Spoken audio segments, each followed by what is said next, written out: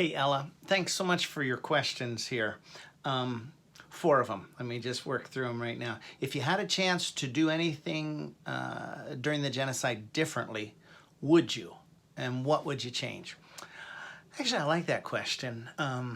And often I've had kind of a set answer, but tonight I said, come on, think up something new. What else would you have changed during that time?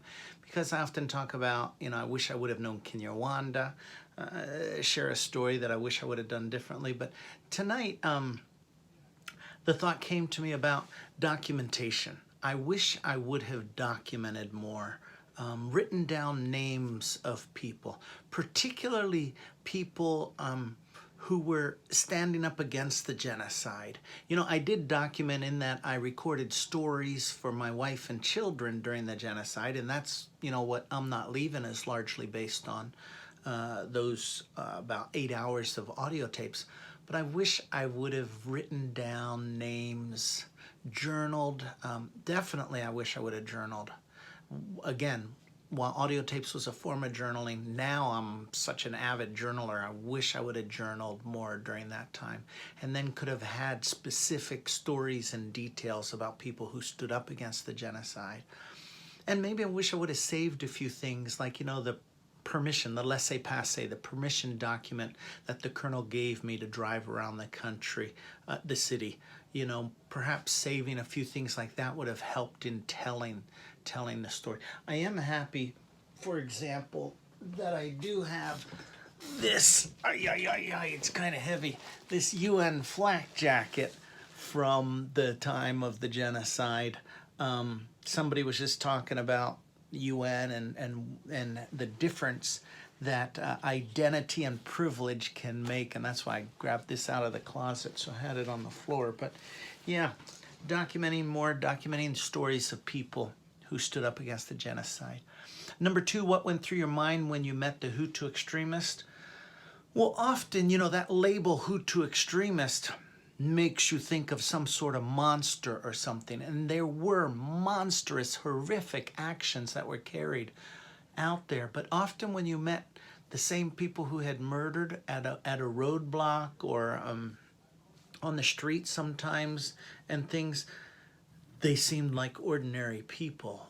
They, in fact, in circumstances, certain times, like after the orphans got moved from Gisimba Orphanage to St. Michelle's Church, and I went back with Gasikwa to try to collect all their belongings, a bunch of these guys actually helped me load the truck, which is crazy because a day before, or 2 days before, I was sure they were going to shoot and kill us all at the orphanage. And here we are 2 days later, and these guys are helping me load the truck. By the time we're done working for a couple hours, we're laughing about stuff, slapping each other on the back.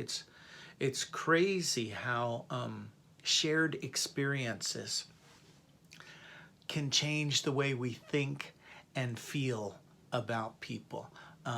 Actually, I came up with this sentence when I was writing the book that I really liked. When we engage our minds and our muscles in acts of service, it can really change the way we think about ourselves and about others.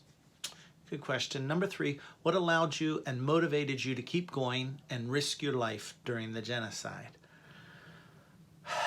I definitely believe that courage is contagious.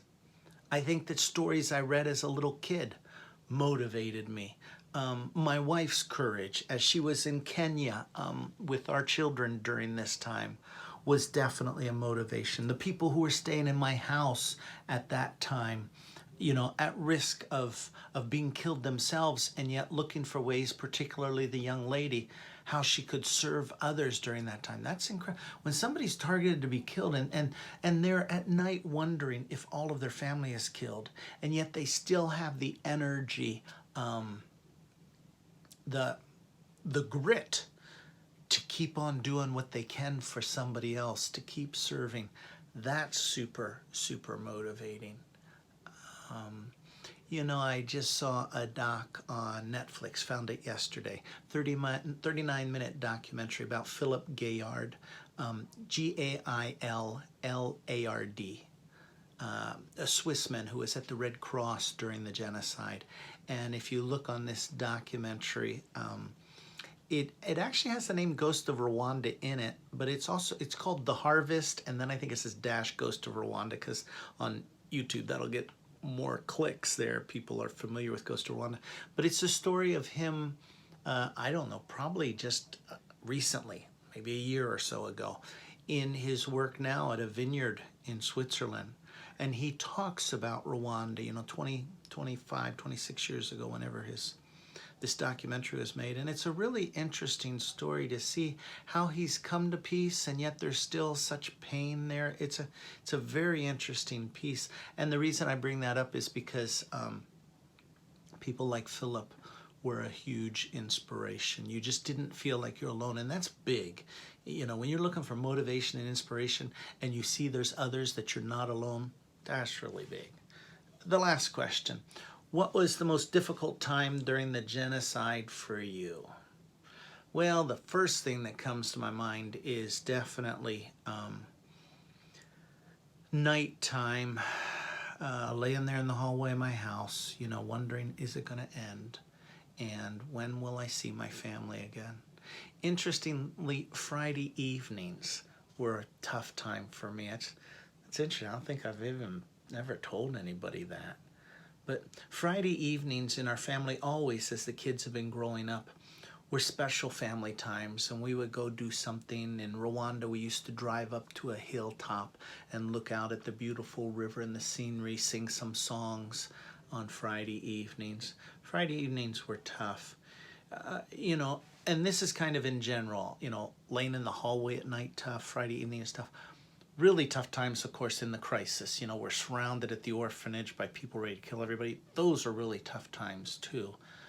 But I think one of the things that just really does come to my mind is the uncertainty of not knowing when it was going to end. That's really hard. And that's a lot like COVID right now, I think, in some ways. This uncertainty. Learning to live with uncertainty, I think, is one of the greatest skills we can perhaps develop in terms of not giving up, in terms of staying able to be creative and innovative, and to keep a mindset of serving. And I would guess, when I say learning to live with uncertainty, one of the ways that's, I think, really important to do that is practicing mindfulness and being present now. Uncertainty is almost always about the future. I mean, kind of by definition, right? And so if we can recognize what we have right now, what we value, where we feel grateful right now, people who we might have with us right now,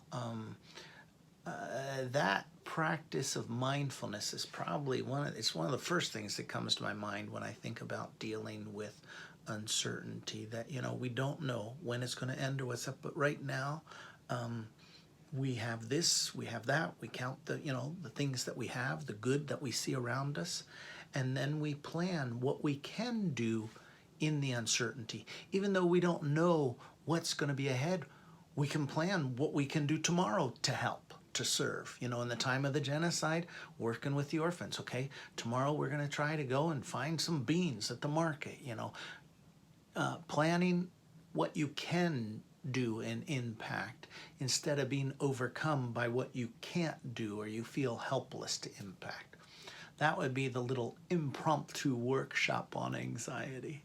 Hey, thanks so much, Ella, again, for your questions. It was nice to meet you and your classmates. Hope we'll cross paths again sometime. Wish you all the best. Take care.